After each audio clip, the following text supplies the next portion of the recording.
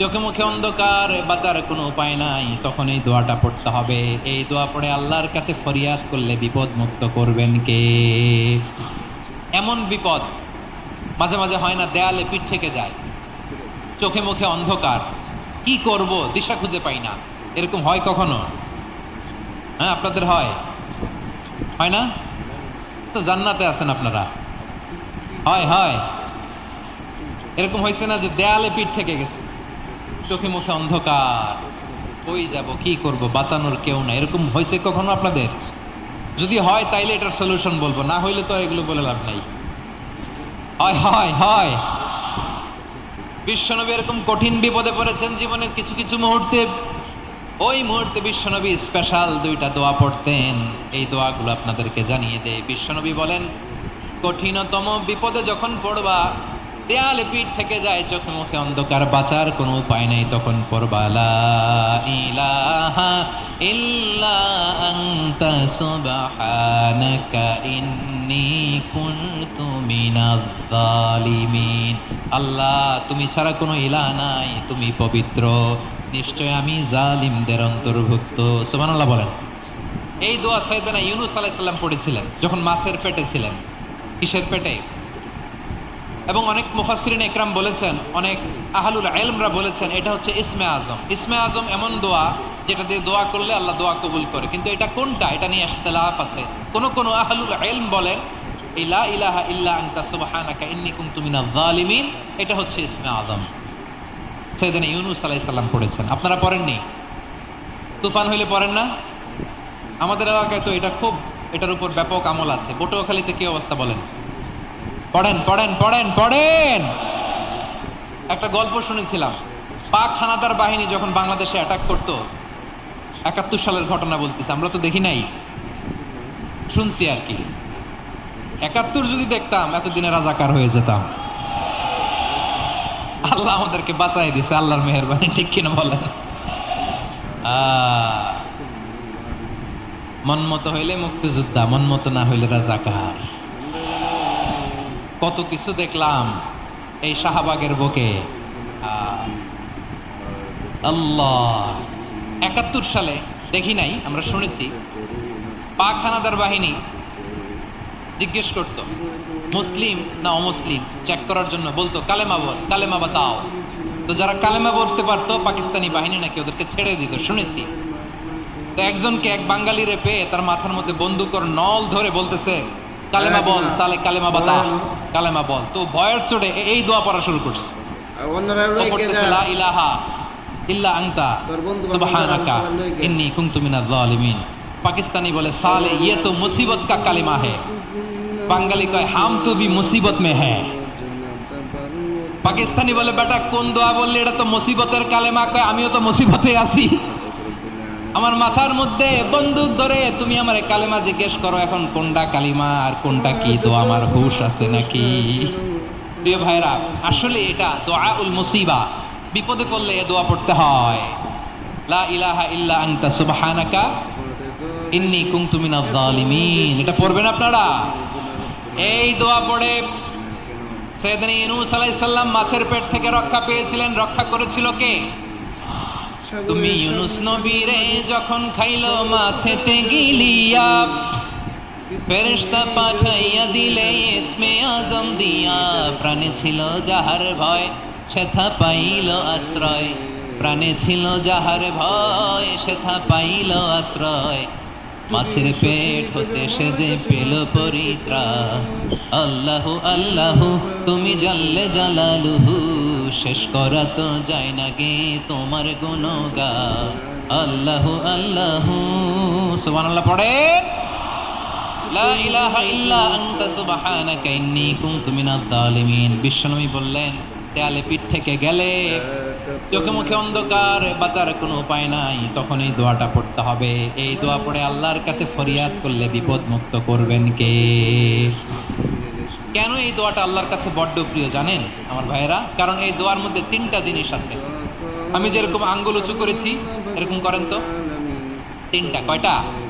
3টা। 1 নম্বরে হচ্ছে তাওহীদ, 2 নম্বরে তাসবিহ, 3 নম্বরে তাকরীর।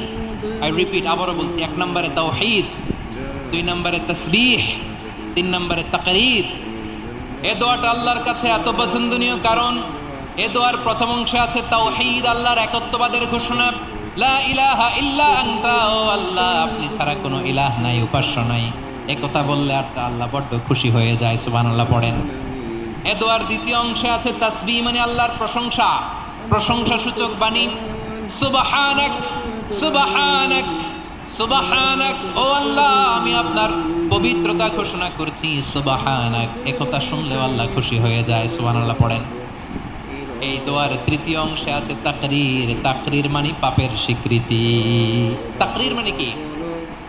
তাকরীর মানে পাপের স্বীকৃতি। এই দোয়ার তৃতীয় অংশে আছে ইন্নী কুনতু মিনাল যালিমিন, ও আল্লাহ আমি জালিমদের অন্তর্ভুক্ত। আল্লাহ আল্লাহ আমি জালেম, আল্লাহ আমি ভুল করেছি, অন্যায় করেছি, আল্লাহ আমি জালেমদের অন্তর্ভুক্ত। এই পাপের স্বীকৃতি, অ্যাকনলেজমেন্ট আল্লাহ বড্ড পছন্দ করে। যখন আল্লাহর কাছে আপনি ছোট হবেন, ছোট হতে হতে যত ছোট হবেন ওই দৃশ্যটা দেখতে আল্লাহ বড্ড পছন্দ করে, সুবহানাল্লাহ বলেন। 3 নম্বর অংশ ইন্নী কুনতু মিনাজ যালিমিন, আল্লাহ আমি জালেমদের অন্তর্ভুক্ত। সাইয়েদনা আদম আলাইহিস সালাম ভুল করে যখন নিষিদ্ধ গাছের ফুল খেয়ে ফেললেন, ফল খেয়ে ফেললেন, আল্লাহ বললেন আদম ক্ষমা পেতে চাইলে তুমি আর হাওয়া মিলে স্বীকৃতি দাও, পাপের স্বীকৃতি। আর পড়ো রব্বানা যালামনা আনফুসানা ওয়া ইল্লাম তাগফির লানা ওয়া তারহামনা লানাকুনান্না মিনাল খাসিরিন। ও আল্লাহ আমি আদম আর হাওয়া যালামনা আনফুসানা, আমরা আমাদের নফসের উপর বড্ড জুলুম করেছি।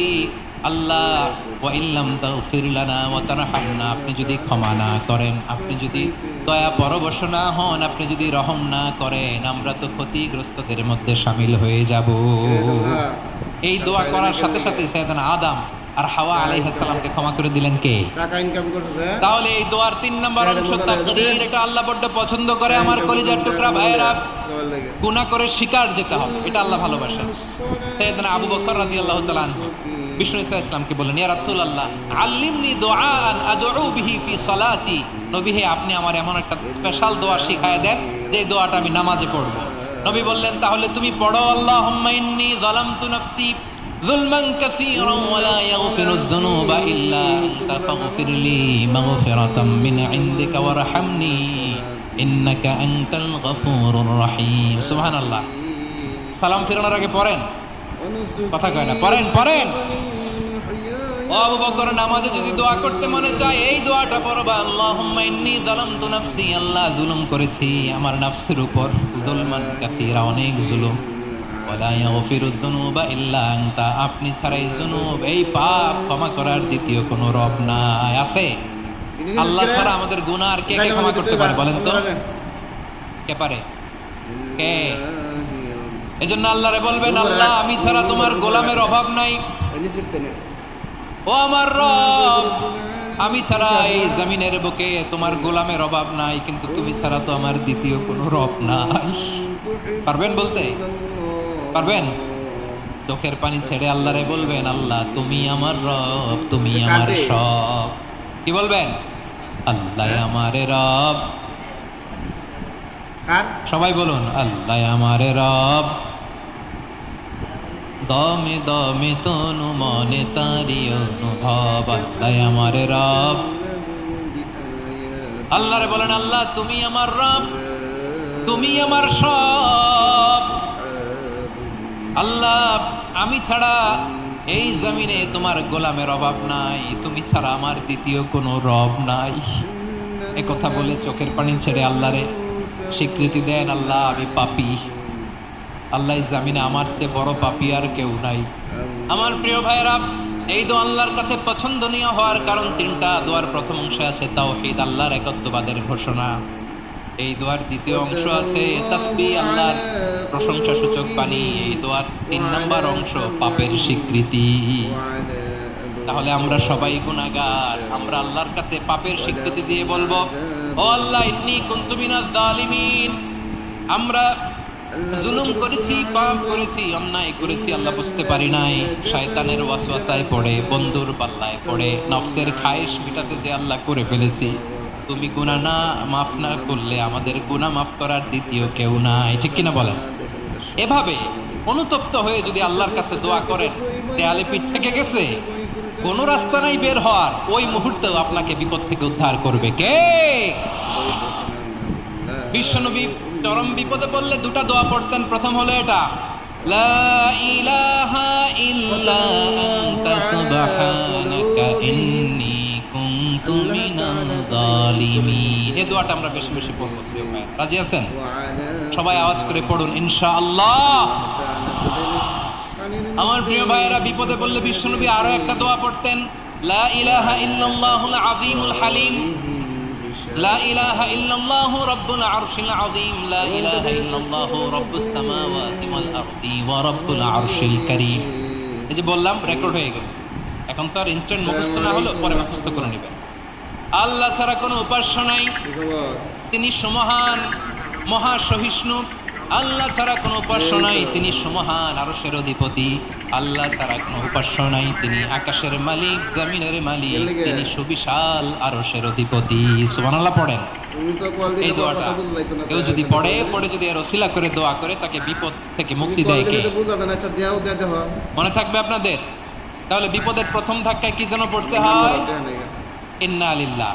তারপরে কি বলে আল্লাহর কাছে নিজেকে সঁপে দিতে হয়? দেয়ালে পিঠ থেকে গেলে লা ইলাহা ইল্লা আনতা সুবহানাকা ইন্নী কুনতু মিনাজ জালিমিন।